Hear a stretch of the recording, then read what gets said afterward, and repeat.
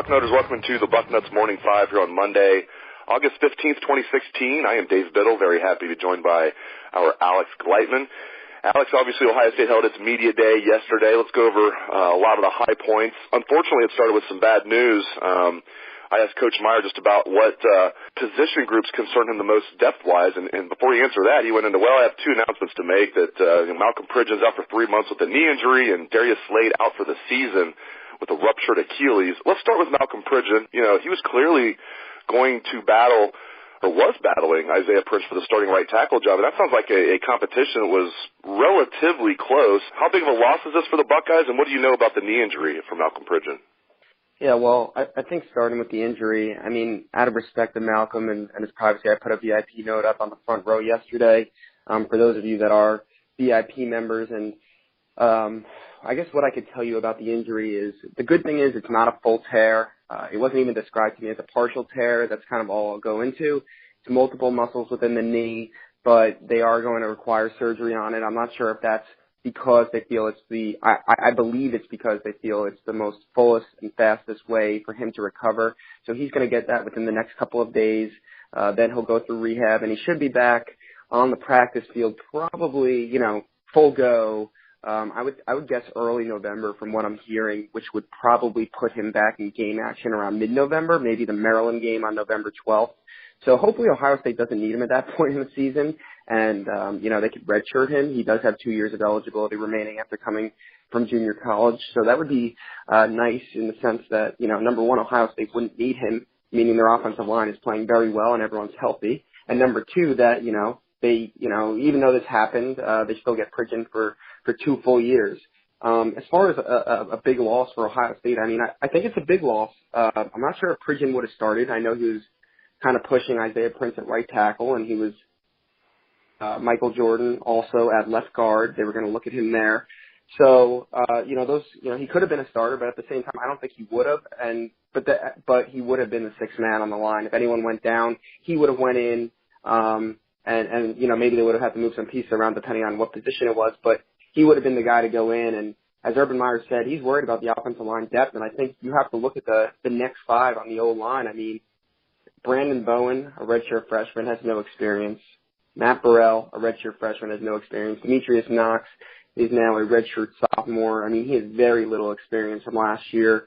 Brady Taylor, again, a sophomore, very little experience from last year. And then maybe, I guess, the fifth guy would be Evan Lyle, who's a redshirt junior, and he has very little experience. So I don't think you're too confident with the backup offensive line. So it definitely is a blow to Ohio State.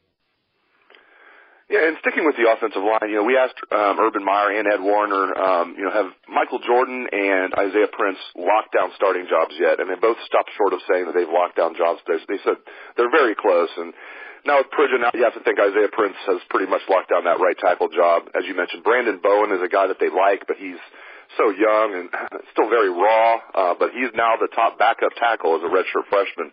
But it sounds like when we talk to the coaches about Michael Jordan, their eyes light up. It sounds like he is definitely going to be a starter. I'll be shocked if he's not. But it sounds like they want to see more out of Isaiah Prince. You can tell when you talk to Ed Warner especially that he's not quite sold on Isaiah Prince. He's going to be the starter, I think, maybe by default. But they need to see more out of Isaiah Prince. So I do think that's a concern.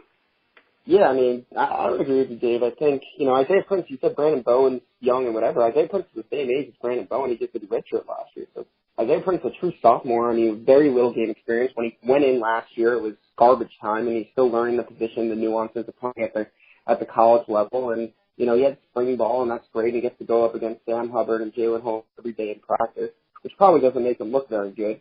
But he's a guy who's still learning himself. He's a young kid. There's not many starting true sophomore offensive tackles in college football. So, I think they still got to bring him along. I think he's got to show him more.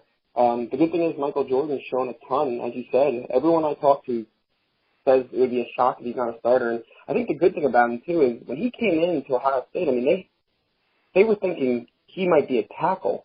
They didn't recruit him as a guard. It's nice that he was able to fit in and play there, but he's a guy who I think, potentially could, if one of the tackles went down, I think Ohio State, their depth is a little bit stronger at guard than it is at tackle. So he's a guy who maybe could kick out from left guard to left tackle or right tackle should one of the tackles go down for whatever reason, and then you bring in Demetrius Knox or Matt Barella, whoever it may be, Evan Lyle at offensive guard. So that's a good thing about Michael Jordan. And again, everything I'm hearing is positive about him. But I think Isaiah Prince at this point, he might have some early season struggles. Taylor Decker certainly did against Khalil Mack in Buffalo a few years ago. But hopefully he gets his footing underneath him pretty quickly and, develops into the player that everyone thinks he could have been as a 4 or 5 star recruit, whatever he was in his back. The Buckeyes scrimmaged over the weekend. They scrimmaged on Saturday, and I'm hearing the defensive line really got the best of the offensive line with Pat Elflein sitting out. I think Billy Price probably rested most of the scrimmage. I don't know that for sure, but I know Pat Elflein sat out for most of the scrimmage. So I'm hearing the defensive line really got the best of the offensive line.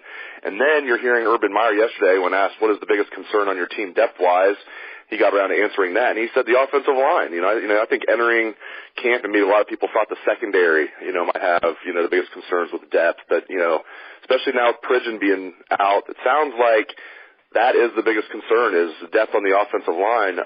Do you agree with that? Is that the biggest weakness on the team right now? Is not the starting offensive line, but depth on the offensive line? Yeah, I think the common trend we're hearing, and this came out of when the Big Ten Network bus tour was at Ohio State last week. They talked about how you could tell, at least they were talking about the defense actually, and you could just tell the second unit was not as talented as it's been in years past. And I don't think that's no knock on Ohio State recruiting. It's just these guys are extremely young and inexperienced. And like last year, Ohio State's second string defense probably could have been a starting unit for a lot of teams, in the bottom half of the Big Ten or half the country. Those guys were very good football players, and some of those guys move into starting roles this year, and the guys behind them, they're first or second year guys, and they're just not necessarily game ready yet. And I think on the offensive line, I think depth is a concern. I'm not sure if it's the biggest concern on the team, but when you talk about the offensive line versus defensive line, look at the depth on each of those units, and I think the depth on the defensive line might be the best on the entire roster as far as positions. So they might be the deepest unit on the entire roster. So it's no shock to me that the D-line was beating up on the O-line, especially the second and third teams. And then you factor in no Pat Elflein. Malcolm Pridgeon went down with an injury, during the scrimmage too. So, as Urban said, it's a concern. It might be the biggest concern at this point in the year. Luckily, knock on wood, Ohio State hasn't had too many issues with injuries on the offensive line over the past few years, and hopefully that stays the same, because I think their starting five could be a pretty good unit this year. If you have to bring any guys behind them other than maybe 1, 2, 3 guys, I think you're going to be in a lot of trouble. And back to Darius Slade, he would have been a third-year sophomore defensive end this year, a kid that was relatively highly recruited out of New Jersey. Redshirted his first year. He had an injury his freshman year. I believe it was a knee injury, but I'm not positive about that. I just remember seeing him on the stationary bike a lot during practice. So he missed the national championship season, played a little bit last year as a third-team defensive end. Now that he is out for the season, 2 major injuries in 3 years. There's a numbers crunch, as we know, of scholarships. I mean, the elephant in the room, has Darius Slade, has he seen his last days at Ohio State? I know we don't know this for sure, but give me your opinion. Has Darius Slade seen his last day as an Ohio State football player? I'm going to say no. I think a lot of people would probably lean to yes just because they need the numbers and whatnot. He's a guy Larry Johnson really likes, and he really thinks he could be a very good football player. They were talking about him. They everything I've gotten is very positive on him. They were talking about him as being a part of the rotation this year, like a regular in the rotation. Obviously there's some pretty good players in front of him, and I think the big thing is going to be how does he rebound from this injury. If he comes back from this ruptured Achilles and he's full go and he's full strength and everything's moving and shaking for him, and he's showing he could play football at Ohio State, I don't think it's his last day. If he's coming back and he's not as explosive, he's not as strong, it might be time for him to look elsewhere. So I think it's too early to tell. I would lean toward he will get a shot to come back to this football team. But again, it's too early to tell. We need to see, hopefully the surgery goes well and his recovery and rehab go well and he's able to come back to full strength, maybe even better. And, and that's what everyone's rooting for. But at the same time, we just don't know that right now. And I think how he rebounds from this injury and the recovery is going to be a big part in telling Darius Slade to see his last days as an Ohio State Buckeye. The last thing, Alex, I had a chance to ask Urban Meyer who the number one kickoff and punt returner will be, and he says Dontre Wilson. He said if they had a game right now, it would be Dontre Wilson in both roles. Obviously, somebody will be back there with him deep on kickoff returns, maybe Curtis Samuel, maybe even a DeMario McCall. This should not be a big surprise. I mean, Dontre Wilson was the number one kick and punt returner as a true freshman for most of that year in 2013.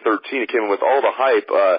Now as a senior, can he, finally live up to the hype? And just your thoughts on Dontre Wilson being named, as for now, the number one kick and punt returner on this team.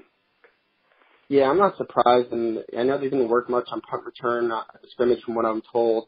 I know Dontre was like the main guy featured in kick return there, so this is no surprise. This is a guy who, Dave, I mean, you're around these guys more than me. I mean, with all the media days and opportunities, it feels we've been waiting for Dontre to finally reach his potential. And he's had some injuries, so it's not all his fault. And he's flashed some good moments, but it just seems this year, like he almost quit the team last year. He almost walked away at the end of the year, and he was convinced to come back, give it one more shot, and it just seems like he's got something clicked for him, and he just realized it's kind of now or never. And he dedicated himself, in the weight room, in the training room this year. He put on good weight. He kept his speed.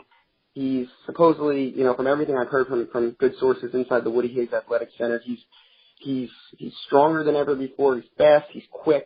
He's explosive. And they expect big things out of him. I mean, Urban Meyer is mentioning him, using him at running back, the H, now kick and punt returner. It just seems like this could set up to be a very surprisingly good year for Dontre Wilson, and maybe he finally reaches that potential. So I'm not surprised. I mean, his skill set, he wants to be DeAnthony Thomas, what DeAnthony Thomas was for Oregon. And I'm not saying he's going to be that good, but I think he could play those roles, kick return, punt return, running back, H-back, kind of wide receiver. So I actually, I'm going to bet on Dontre Wilson this year. I think he's going to have a big year. And I think, him being in those roles, it could bring some lightning to Ohio State, getting good field position, maybe breaking a couple for a touchdown. Great stuff as always out of Alex Gleitman. Thank you, Alex. And for the listeners out there, make sure you keep it locked to Bucknuts all day. We saw plenty of stuff for Media Day. I'll be posting a video on Jamarco Jones, on Noah Brown, one-on-one with Malik Hooker, one-on-one with Dwayne Haskins, one-on-one with Torrance Gibson. So make sure you keep it locked to Bucknuts for all of that and more. Steve Hellwagon will be posting stuff for Media Day. Alex, of course, will probably post like 12 content items a day, so keep it locked for that. Bill Kurlick will be all over recruiting, of course, so make sure you keep it locked to Bucknuts. Thanks again to Alex Gleitman, and thanks to the listeners out there for tuning into the show. Hope everyone has a great day. Let's hear some Buckeye swag, best damn band in the land.